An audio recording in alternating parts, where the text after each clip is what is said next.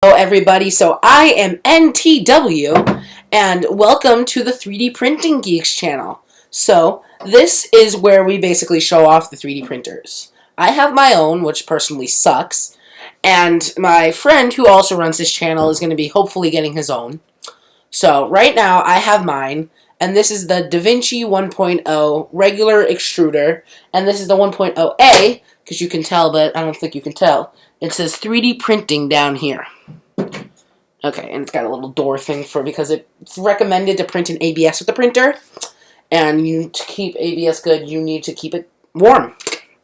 So yeah. So, welcome to the 3D Printing Geeks channel. This is going to be the review of this printer, the Vinci 1.0. So, you ready? On your marks, get set, go.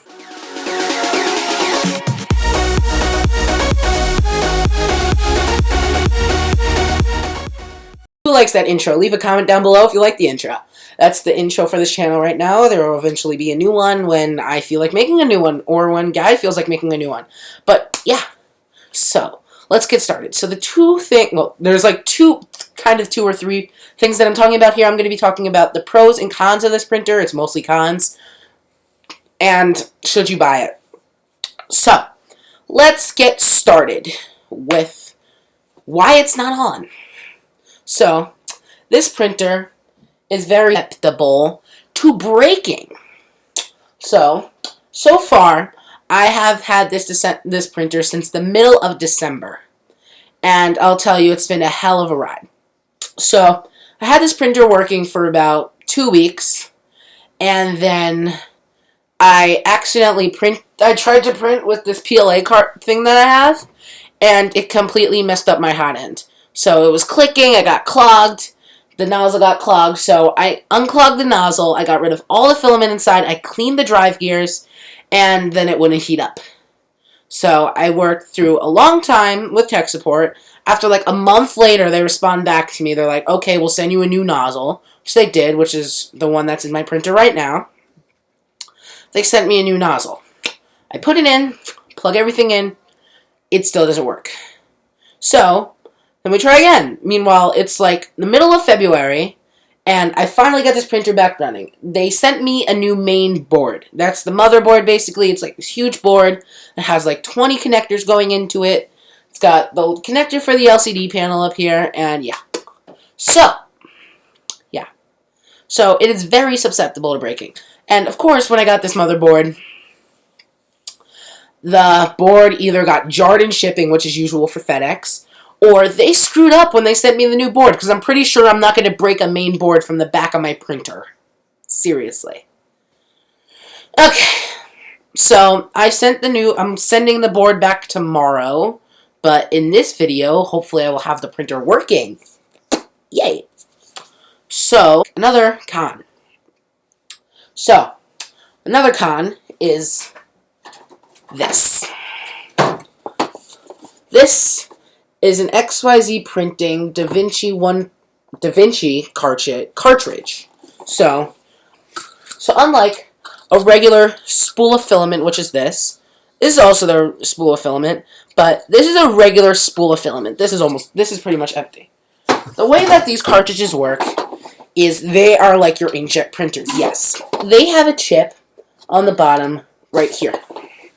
That connects to 3 prongs on the printer and basically reads how much filament you've used. So it is like impossible to work with it. These cartridges, meanwhile, are 240 meters for around $25. A regular spool of filament, okay, 600 kilograms that is. I can get a regular cartridge, a regular spool of filament. That's like, let's say, I think it's like 750 meters, which is like 120, which is like 2,000 kilograms, I think, or something like that, for the same price as that cartridge. So you can see that is one of the problems there. The filament cartridges. Okay, here we go. So the next con is not the printer itself. It's the software that you use for it. The software is the worst software I've ever seen. It only runs on .3w files, which is DaVinci's proprietary thing. and it's annoying to work with. It's the worst slicing software I've ever seen. Personally, I love using Cura from Ultimaker. Their Cura is amazing. It is like my favorite printing software that I just like to play around with Cura all the time. It's fun to look at stuff like that. So another con with this printer is that majority of the time the prints fail. I have numerous failed prints. Speaking of which, I have a bucket of failed prints. That's right, a trash bucket of failed prints. So let me show you here. Here's one. This is when I had my printer bed break. So here's the owl, and there's the broken print bed. Okay, here's another one. I have tried to print this numerous times. It's a platform jack. This printer always screws up on this. The tolerances are unbelievable on this thing. Here's another thing. I tried to print an island, and you could see there's like warping underneath here. I was printing this dog. The platform completely unadhered and it fell off. I was printing this tree frog, and as you can see, it has that little string. There are infinite of failed prints in here. Like, this is my bucket of failed prints. So yeah, it fails a lot. And one of the problems with that is that, say I want to run my printer overnight, and I go to sleep. As you can tell by the failed 3D printing time-lapses that I showed you, it fails clearly. I showed you in the time-lapses, those are the videos where I basically went to sleep and either didn't catch it printing, screwing up, or I couldn't stop it. Like, for example, with the Ford engine block, I was sleeping, woke up, and stopped it after I saw the hell of what was there. So, my way of getting around that was I put a Wemo switch on the end of this printer.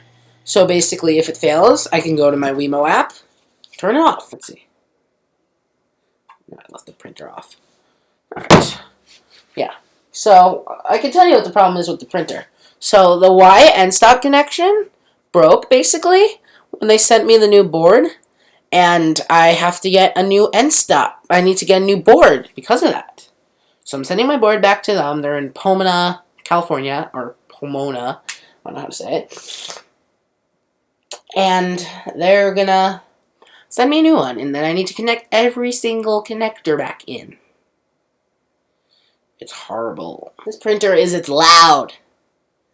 I took a video of this thing now I deleted it. I have a video, I've listened to this printer before. It's nasty.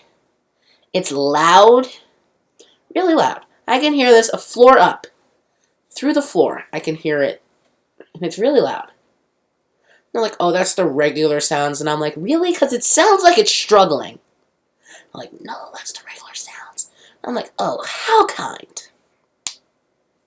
Meanwhile, another con is their customer service sucks. They live in China or Japan or somewhere there. I know they're Asian. I can hear it on the phone. And they can never contact me. 9 a.m. to 9 p.m. Eastern Time. When they see this video, they're going to be crying. Yeah. I'm serious about this. Don't mess with me. That's another con with the printer. Their customer service sucks. As I told you before, it took me 2.5 months to get this printer back in printing. I got a brand new printer. It worked for 2 weeks. And then it broke. I tried to work my way around it. Didn't work. So, now we're broken again. You can clearly tell by the time lapses that I've done that it does work. Like, you saw some of the prints that I did. And they were really good. They came out really nice. It does work, but you need to, like, babysit this printer when it starts. Because it will fail and it will mess up the print. And you will be very upset at your printer. Because you got a messed up print. Another thing that sucks about this printer is that they want you to only print in ABS. The problem with ABS is it smells like burning Legos because you're melting plastic and Legos are made out of ABS. plastic-ish. And it smells. So that's why I picked myself up roll of PLA. Because it does not smell. Well, it does smell, but it doesn't smell bad. It smells like maple syrup. Which is why it's good. Yeah. Oh. Okay. So, let's get into the pros of this printer. There is none. Okay. So, overall, what do I think of this printer? It's shit. No offense. But it is shit. I'm not kidding. It's like horrible. The interface is horrible. The whole printer is horrible. The heated bed takes forever to heat up. It moves so slowly. If I try to print anything fast, it fails. If I try to do anything, it fails. I barely get prints that work most of the time. It's a pain in the ass to calibrate. One thing that you need to remember if you're actually going to buy this printer. If you get it, you calibrate it once. You never calibrate it. What you do is you get a piece of paper after it starts to fail the calibrations. You get a piece of paper, go to each screw, and just move the paper around until it catches on the nozzle just a little bit. And then you stop. Okay? Alright, so, overall, should you buy this printer? No. I don't recommend it. It's not a good printer. It's really not. So, I don't recommend buying it, but go ahead. You're going to be really frustrated at it, and if you buy it from Amazon, it's only a 30-day return policy. Telling you now. And if you do buy this printer, I recommend saving the packaging. You're going to need it. And if you do order the printer from XYZPrinting, they're located in California, so it's going to take them 5 to ship it to you, or 6, or 7, or 20. Because they're horrible. That's why I don't recommend working with them. That's why I have tried numerous times to get this return. I'm like, oh, so sorry, we can only accept returns if it was bought from our store. And I'm probably going to call Amazon tomorrow to try and get this horrible thing returned. Probably call Amazon tomorrow and try and get this thing returned, because it is horrible. No joke, it is horrible. I'll try and get them to return it. If they don't return it, I will scream at the phone and yell at them until they actually return it. Because it comes with a 1-year return and warranty, so I should be able to return it, and they won't accept the return. Amazon says I could have returned it earlier than, I couldn't return it any later than January 31st. And I'm like, thanks! And I have none of the packaging material, except for like the box, the little board around it. I'm going to try and get them to take this back. And I'm going to get a new printer. If anyone finds any printers on Amazon that are $3.99 or less, contact me. I do an extensive review process. I have contacted numerous companies about doing reviews. They either said I don't have enough subscribers, don't have enough total views. What is it called? Foodini. They said they're possibly going to send it to me in like late 2016, early 2017. So I'm like, yay, that's so fast. No, it's not. So yeah, don't buy the printer. It's pretty shitty. There's not a lot of there's a lot of cons, not a lot of pros. It's not really that good. The software sucks. The customer service sucks. The parts suck. It's worth the price. If you want to buy a $399 printer, go ahead. I don't recommend it, but go ahead. Good luck though. And don't buy an Ultimaker either or a MakerBot. Those things are overpriced and they just want money. I would go for a printer that's around the $1,000 range, aroundish there. $800, $1,200-ish area. That's a good area of price. Like the CraftBot Plus, for example. I love that printer. Also, a very good printer that I've heard from Joel Telling at the 3D Printing Nerd is that his GMAX 1.5 XT Plus is an amazing 3D printer. There's the Dremel 3D Idea Builder, the Wanhao Duplicator i3v2. I want that. I heard about the M3D Micro. There's a lot of printers that I want. I'm backing this printer called the Olo. on Kickstarter. So yeah. So everybody, I hope you enjoyed this video. I will see you next time in a new 3D printing video on the 3D Printing Geeks channel. I'm also going to upload this onto my regular channel because I'm pretty sure that this video is not going to get a lot of views on the other channel, and I need views because that gets ka-ching, ka-ching. Yeah. So yeah. So, I'll hope you enjoyed this video. Like this video if you liked it. Leave a relevant comment down below and subscribe to our channels. There's the NTW channel, the Computer Mayhem channel, and the 3D Printing Geeks channel. So yeah, I'll hope you enjoyed this video, and I will see you next time. Peace out, everybody, and enjoy your 3D printing lives. Catch on it.